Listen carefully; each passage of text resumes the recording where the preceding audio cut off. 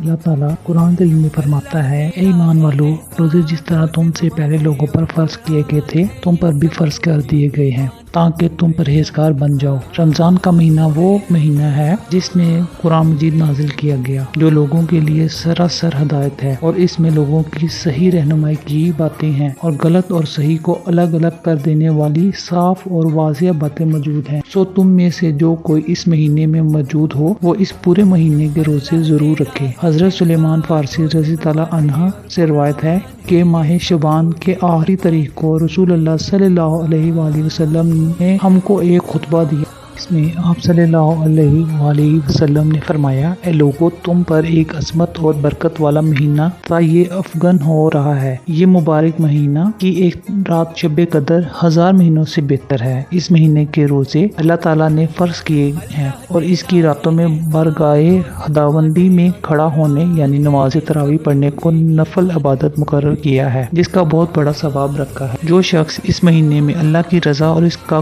قرب حاصل کرنے کے لیے کوئی غیر فرض عبادت اللہ کی رضا اور ثواب حاصل کرنے کے لیے افطار کرائے تو اس کے لیے گناہوں کی مغفرت اور آتش دوزخ سے آزادی کا ذریعہ ہوگا، اور اس کو روزہ دار کے برابر ثواب دیا جائے گا، بغیر اس کے کہ روزہ دار کے ثواب میں کمی کی جائے۔ آپ صلی اللہ علیہ وآلہ وسلم سے عرض کیا گیا کہ یا رسول اللہ صلی اللہ علیہ وآلہ وسلم، ہم میں سے ہر ایک کو تو افطار کرانے کا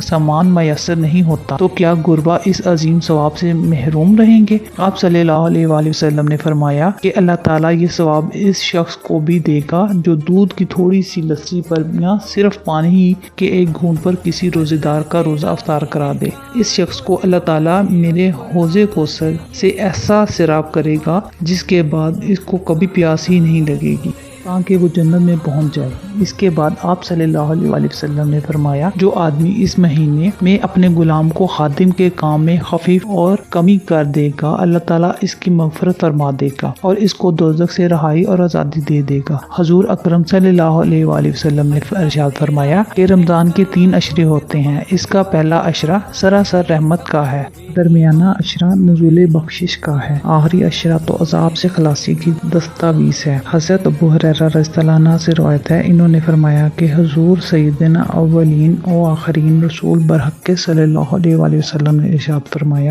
جس شخص نے رمضان کے روزے رکھے حالت ایمان میں اور کیفیت احتساب میں، اس کے لیے اس کے پہلے گناہ معاف کر دیے جائیں گے، اور جو شخص رمضان میں عبادات میں مصروف رہے گا حالت ایمان میں اور کیفیت احتساب کے ساتھ، اس کی پچھلی کوتاہیاں معاف کر دی جائیں گی، اور اس شخص نے حالت ایمان اور کیفیت احتساب کے ساتھ شب قدر میں عبادت اس کی گزری کوتاہیاں بخش دی جائیں گی۔ روزہ ایک ایسی عبادت ہے کہ جس کے بارے میں سرکار دو عالم صلی اللہ علیہ وآلہ وسلم کا ارشاد مبارک ہے کہ اللہ تعالیٰ فرماتا ہے، روزہ میرے لیے ہے اور اس کا اجر بھی میں خود ہی دیتا ہوں، یعنی یہ اللہ اور اس کے بندے کا براہ راست معاملہ ہے کہ بندہ اللہ تعالیٰ کے حکم کی بجا آوری میں تمام دن کھانے پینے اور نفسانی خواہشات سے رکا رہتا ہے اور اس کے ان آداب کی پوری پابندی کا خیال و احساس رکھتا ہے اور ان پابندیوں کے مطابق اپنے دن رات کو گزارنے کی کوششیں کرتا ہے، تو یقیناً اللہ تعالیٰ اس کا اجر بھی عطا فرماتا ہے۔ اللہ تعالیٰ ہمیں تعلیمات قرآنی سنت نبی صلی اللہ علیہ وآلہ وسلم پر پورے طریقے سے عمل کرنے کی توفیق عطا فرمائے، آمین ثم آمین۔